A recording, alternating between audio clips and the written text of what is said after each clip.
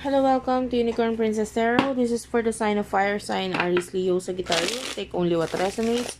Para sa gusto mo personal reading, Jing Tarot Reader, paki-search na lang siya sa Facebook. And kung gusto mo ko i-follow sa TikTok, Unicorn Princess Tarot, pwede ka mag-avail dyan sa akin TikTok shop ng mga products na ginagawa namin. Meron akong specific mga bracelet na binibenta dyan na pwede kang may kasama na yung palm reading, guys. Start na natin. This is for fire sign, Aries, Leo, and Sagittarius. Let's start. Okay. One last shuffle for fire sign. One last shuffle for fire sign. Ay, two shuffles pala yun. Anyway, take only what resonates, fire sign. General love reading.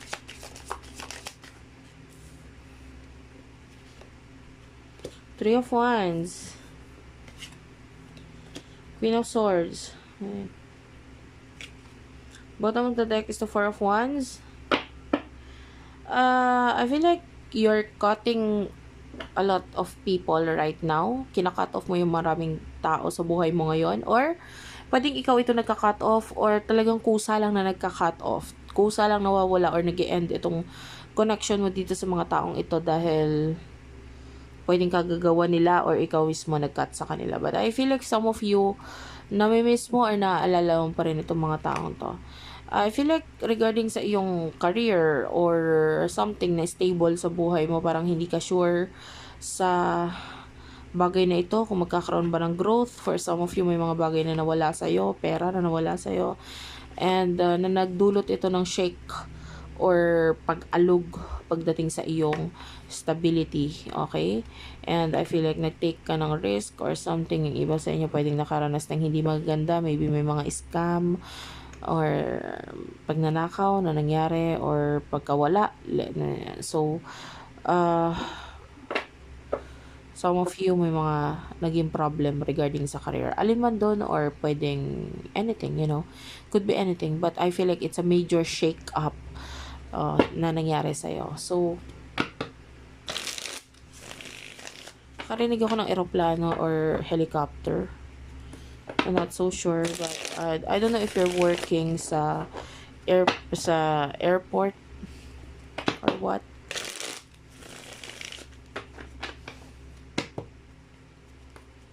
For fire sign, please. For fire sign. Kapalaran sa pag-ibig for fire sign. Person nakakonect with fire sign, please.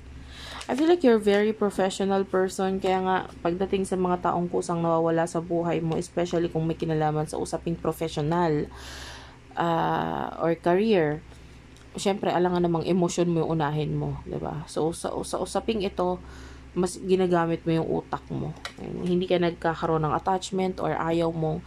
Even though may attachment ka na dun sa tao, pwedeng hinahayaan mo lang sila. Kasi if you need to let go, if I need to let you go, then if you want to go, then sige, go. Go for it. Okay. Okay, wait lang, guys. Okay, sorry about that. Anyway, so sa nakikita natin dito sa person mo, you do have here the Justice card. One more card. This is for your person. Person nakakonect mo. Eight of Swords. You could be dealing with someone who is already married. Or kung married ka dito sa person na ito, you could be stuck in a relationship dito sa taong to. Okay? Either married ka sa kanya or siya ay married sa iba. Okay?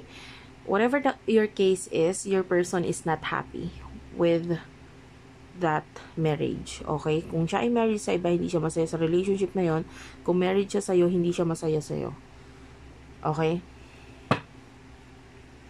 This person is thinking about the future, thinking about the Knight of Cups. Okay. Ito kasi magkakaiba yung energy. Some of you, there could be like a new person with the Knight of Cups energy. May new person na parang iniisip nitong person mo na may future sila nitong new person na yon. So, kung ikaw ang new person, either iniisip niya na may future sa inyo, or if siya ay, kung kayo ang magkarelasyon, so iniisip niya, itong new person na ito, may future sa amin ito eh. Parang ganon. So, pwedeng ang tendency, either ikaw ang new person or ikaw yung sagabal doon sa connection with the new person. Nagigets mo? Medyo magulo, ano? Kasi, of course, hindi natin matukoy ang energy dito dahil this is general reading, guys. Your emotion towards your person, yeah, sabi ko nga sa inyo, you might be the new person here. Kung ikaw ang new person, you love this person, definitely.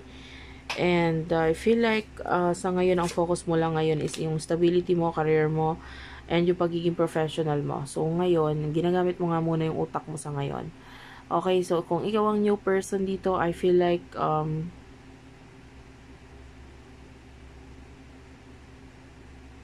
you love this person, pero mas mahal mo yung career mo, yung sarili mo muna. Okay, kung ikaw naman yung past person, or ikaw naman yung person na you know, if you're married to this person, nakikita natin na parang you love yourself, you love your career, parang ganon. So, pwedeng wala kang pakialam sa kanya. Mahal mo siya, pero mas mahal mo muna ngayon yung, ganon din, mas mahal mo pa rin yung career mo. And the Emperor is here. Maybe you still care for this person, so nandun pa rin yung pagkikare mo sa kanya. And nakikita mo yung mga pinagsamahan ninyo, yung friendship ninyo, whatever na nangyari sa buhay ninyo. Regarding sa mismong relationship, parang anytime it could change, you know. So, kung magka-relasyon kayo, anytime pwedeng magkaroon ng malaking pagbabago sa connection nito. And I feel like you're ready with that. Ready ka kasi you can handle yourself. You are the Queen of Swords, the King of Pentacles, and the Emperor. Ikaw to. So, nasa isip mo, kung umalis man siya sa buhay mo, kaya mo ang sarili mo. That's the energy. Okay, so ano yung emotion ng person na ito para sa'yo? Sana na-gets mo, guys, ha? Page of Swords, you're dealing with someone who's very immature, napaka-immature niya. So, hindi niya alam kung paano i-handle ang sarili niya. Some of you are dealing with a soulmate. So, if you're dealing with a soulmate, I feel like this soulmate wants to have, you know, growth sa connection na ito with the Three of Pentacles. Gusto niya na mas matibay na relationships at connection just in case na magkakaroon ng new beginning sa inyong dalawa. Okay? Gusto niya na deeper level of commitment. Kung hindi man ito soulmate and this person is the one na parang, if you are married or in a relationship dito sa taong to, and if there's a new person sa side niya, could be the soulmate one, ay kita natin na parang gusto niya mag-take ng risk doon, pero pwede may pag-aalangan,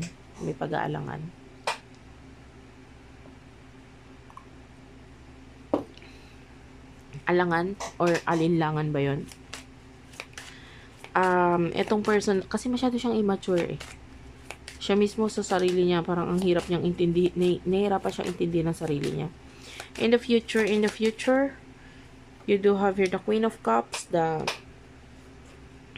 Ace of Wands,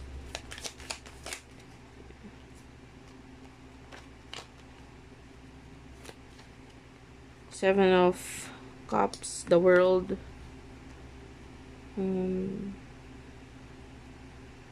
Five of Wands. Okay. Kasi magkakaiba yung energy.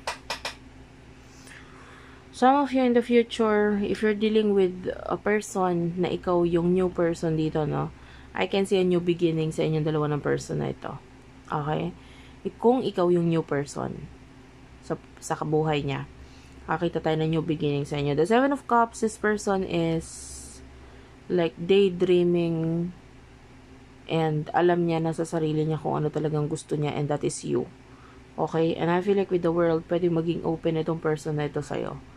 Okay? If you're in a relationship, I feel like you still love this person in the future, but pwedeng magkaroon ng big change dito, especially alam mo naman na yan na parang anytime pwedeng magkaroon ng pagbabago itong connection na to. Nakita tayo dito ng malaking pag-aaway that could cause this Four of Wands, and nararamdaman ko yung energy ng reversal. So, Four of Wands in reverse. So, this could break something very stable sa inyo, which is yung relationship ninyo. So, itong big fight na ito could lead into separation. And the moon in reverse is here. So, pwedeng ko ano man yung mga sikreto, pwedeng malaman, mabunyag. And the devil, Capricorn energy, this could lead into unhappy or, separation na pwedeng, the Three of Swords. It could cause a lot of heartbreak and pain, no, sa connection ninyo. So, take only what resonates. Bahala ka nang ilagay ang sarili mo doon kasi hindi ko alam kung saan ka doon. But anyway, hopefully nakuha mo yung reading for you. I love you all guys. Thank you for watching and bye-bye.